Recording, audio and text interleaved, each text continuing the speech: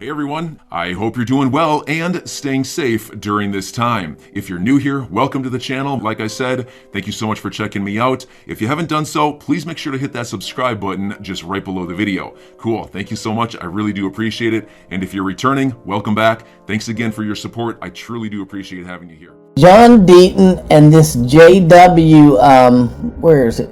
JW Verrett. This is the guy who left the SEC. He was on the Investment Advisory Committee. He left that this past week and took a shot at Gary Gensler on the way out. Well, now he's on with John Deaton. He's eliminated one of the factors. For example, not just the solely factor, but he says if there's an expectation of profit. But as you know, the hiring decision says that an investment of money in a common enterprise and the promoter has led the people to believe, right? The word is led to believe in reasonable expectation of profits. And the issue there is, and I know because there's 65,000 XRP holders, and I have absolutely talked to thousands of them, believe it or not, through affidavits and things of that nature. And it turns out that the majority of first-time purchasers of XRP, they were aware of the term Ripple, because Ripple and XRP was used interchangeably, but they were unaware of a software company or a company that sells software to banks called Ripple. And my question to you is, can you enter into a common enterprise if you are oblivious with that promoter and that common enterprise exists? Well, under the vertical commonality, I don't think you can.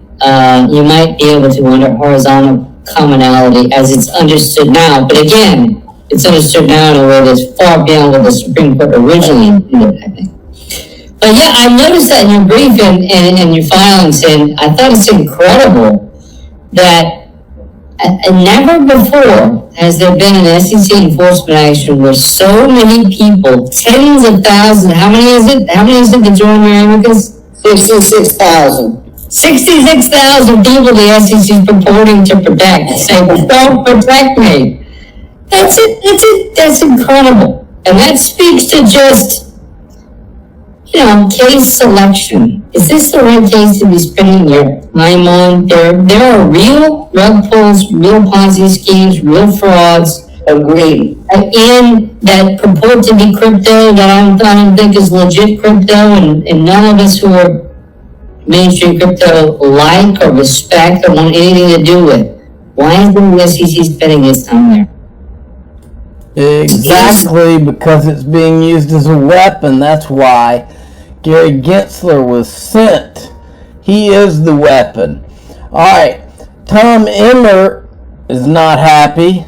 So if we could clarify this, we could start to put some rails in place so someone who is creating a future commodity doesn't get sucked into the requirements of the SEC.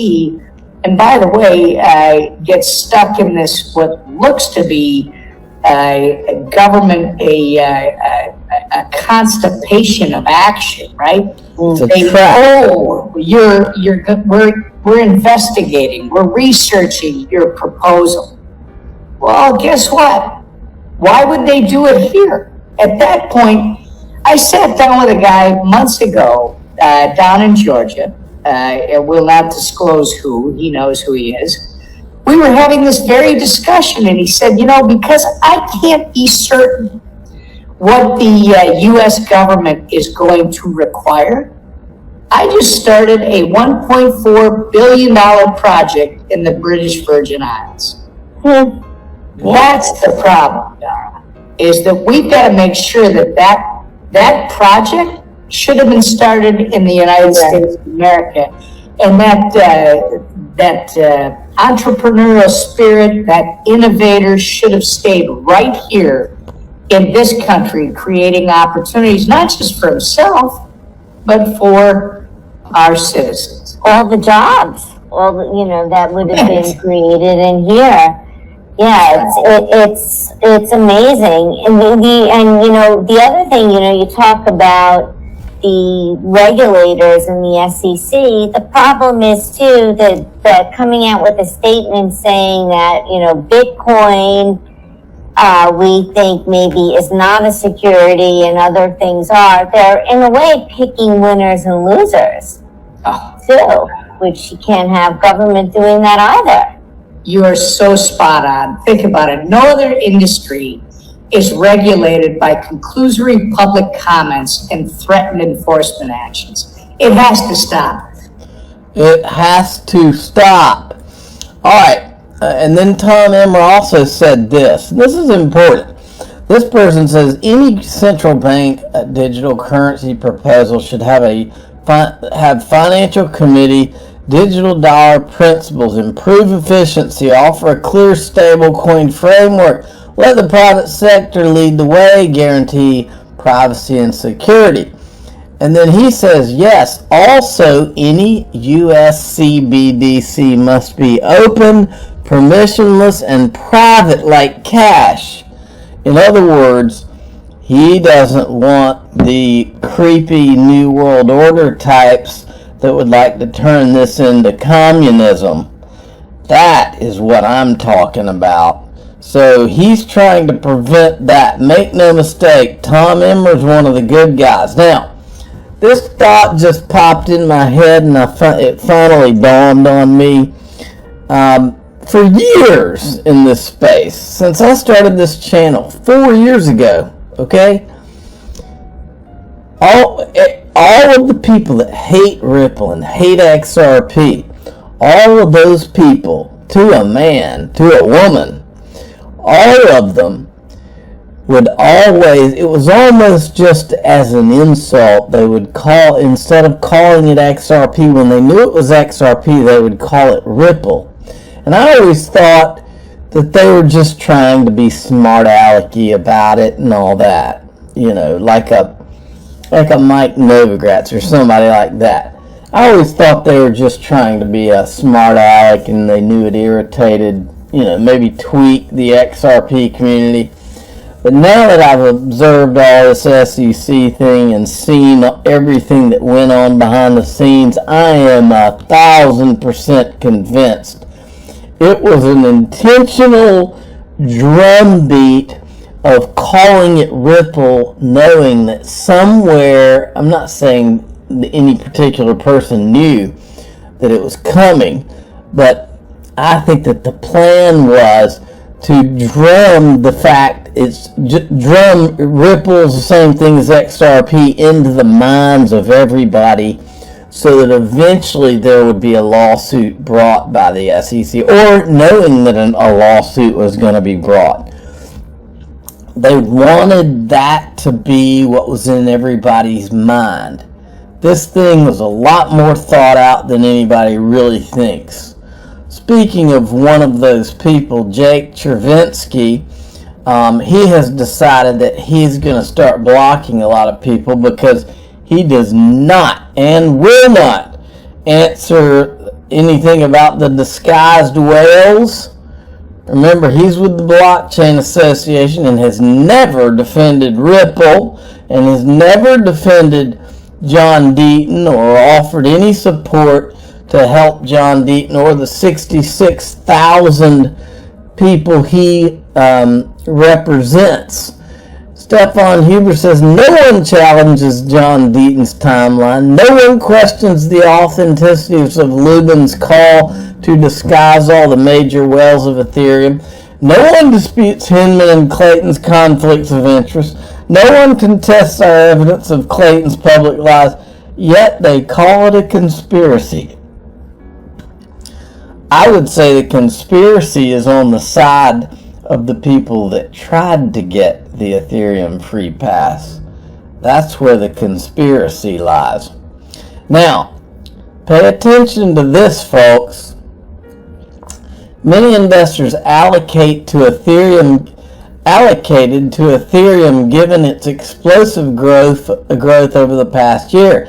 So now there's a demand to get exposure across the rest of smart contracts. Folks, I'm here to tell you, I don't know that their plan was ever, not them, but I don't know that the plan was ever to let there be any other smart contracts. I think because of what a lot of us did out here in exposing the Ethereum free pass, the markets are now going to be a lot more open because of it. I said that, and the fact that the Ethereum founders helped disguise whale purchasers and the ICO has never been audited. That's the reason you might want to get some exposure to the rest of the smart contracts. Now, Esoteric XRP has a very kind of weird tweet here. And what's kind of weird is he noticed where the price of XRP exactly matched the price of Algorand, and the price of XLM exactly matched HBAR. I don't know what period of time that was for, but it's still interesting. Breaking news, a senior executive at one of the world's largest trading houses is warning of trading house collapses. They're warning of collapses. Hold on tight. The crisis in global energy markets will force some smaller commodity traders out of business and unleash a wave of consolidation in the sector. Scary times, folks. Here's Jim Cramer on Bloomberg Crypto. In the world, there are no investors in Bitcoin because it's not an investment. It is an asset. Is it a hedge? Can it be a hedge? No, because it bears no relationship. It goes up and down. I mean, it could go to 100,000, it could go to 2,000. I don't know where it's going to go. I know it could go either way. The best analogy, it's like going to a casino. I put some money down the roulette table, I get a chip. Now, that's an asset. It has value. And I could walk out with a lot more or lose it. So it goes up and down, has an asset, has value, but no one thinks it's an investment. It's a casino chip. So it's a form of gambling. He's never been a big fan of Bitcoin. Now check this out. Of all things, folks, in the Ukraine, guess who's working on their CBDC? According to an interview with Stellar CEO Dan L. Dixon, Ukraine is still developing its CBDC despite its ongoing war with Russia, and they're building it on Stellar, or testing it, whatever. James Phelan, the SEC's request for another extension, was granted. In a text-only order, it stated the SEC shall inform the court of its position on whether any additional discovery is required within a week of the filing of the individual defendants, I don't know that there's anything too interesting in that. Eleanor Terrett put this out. This is interesting. Latest from the Federal Reserve Chair Jerome Powell. Existing regulations were not built with digital currencies in mind. There will have to be new rules, laws, and frameworks to deal with digital currencies. Jerome, can you write a memo to Gary Gensler, who seems to think that he doesn't need to listen to anybody and he's just going to keep on doing enforcement actions and not trying to be reasonable whatsoever in trying to create a framework, just going forward with scaring everyone? I'm your guy. I will keep you posted. I'm your advocate. I'll be back on a daily basis, usually multiple times per day, with these videos to keep you updated with everything going on. So I hope you enjoyed the video. If you haven't done so, make sure to hit that subscribe button. Feel free to share any of my videos with your friends, family, social media, or anybody who may care to listen. Thanks so much for your continued support. I'm always here for you. I want to help you through this time. So thank you so much for continuing to choose me. Enjoy your day, stay safe, and I'll catch you again probably in a couple hours. Thanks, everybody. See you later.